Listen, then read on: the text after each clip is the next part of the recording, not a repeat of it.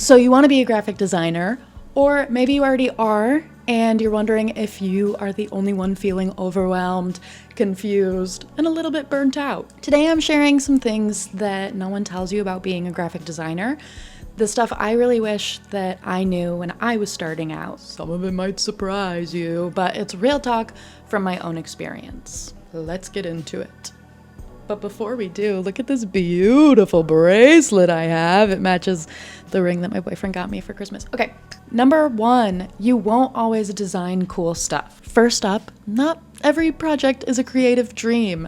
I thought when I graduated, I would apply to intern at Pleasing and very quickly work my way up to being Harry Styles' go-to graphic designer.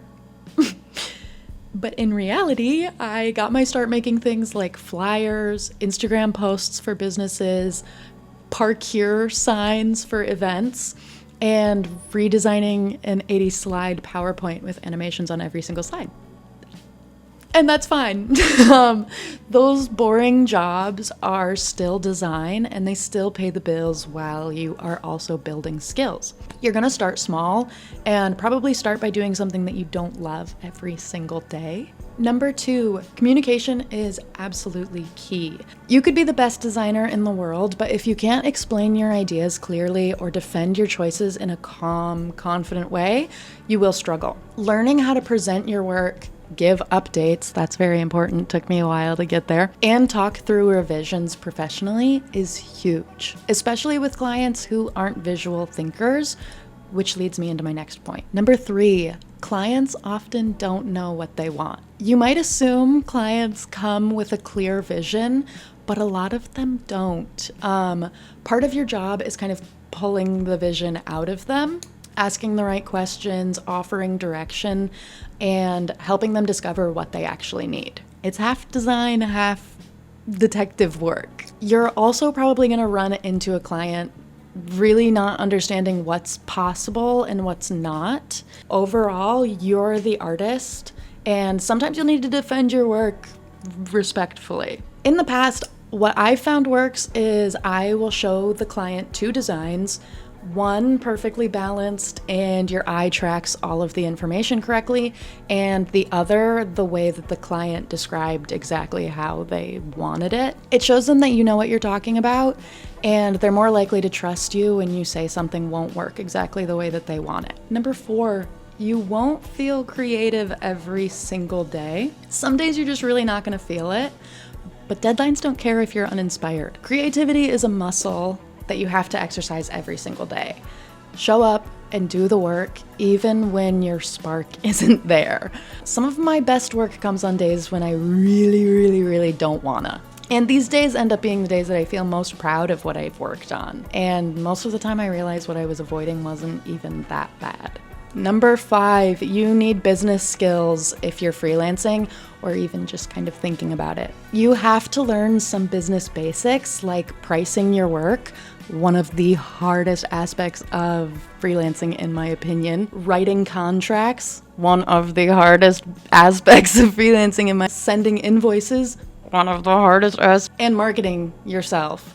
Definitely the hardest aspect of freelancing. None of this is really taught in most design programs, but it's so necessary. Learning this early will save you a lot of stress. Number 6, revisions aren't personal. It took me a long time to stop taking feedback personally.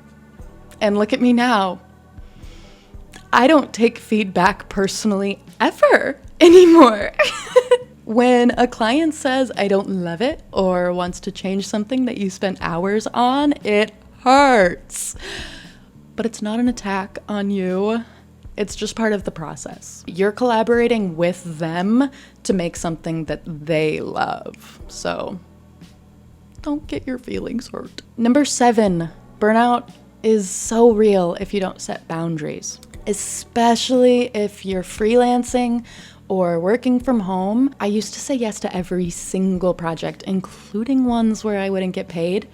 And I obviously hit burnout really hard and definitely didn't put out my best work either. Set office hours for yourself, charge for extra rounds of revisions, and also rest is productive.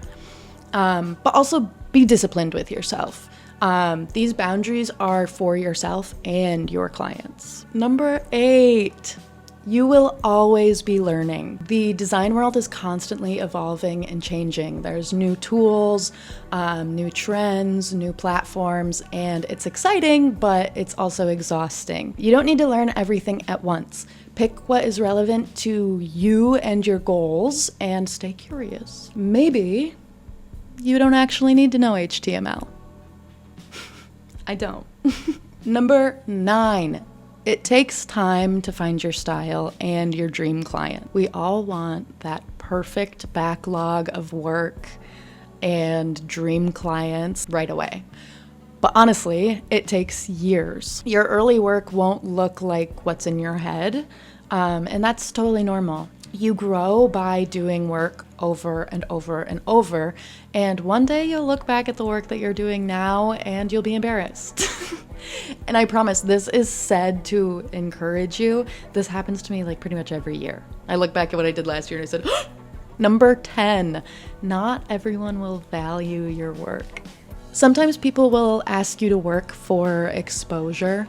Sometimes people will be shocked at your rates, and it's really frustrating, but don't let it make you question your worth. Design is valuable and you are valuable. Now, I'm not saying that there isn't a time and place for like exposure or low paying jobs.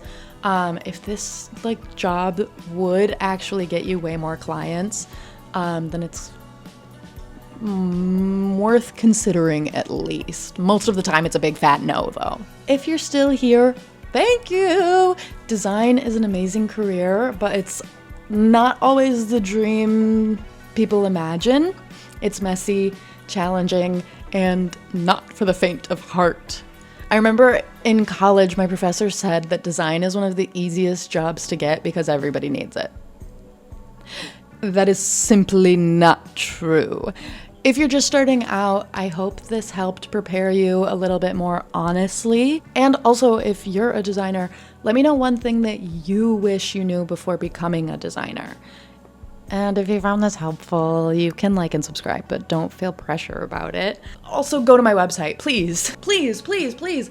Go to my website. It's quirk-studios.com. Please, go to my website. I'm trying to get my bounce rate down. So just go to my website and like kind of hang out and like click around a little bit. Look at some of my projects. Look at my shop. I sell stickers in my shop. Link will be in the description. Please, please, please go check out my website, please. Also, I'm trying to sell stickers in every single state. But don't feel pressure about buying a sticker.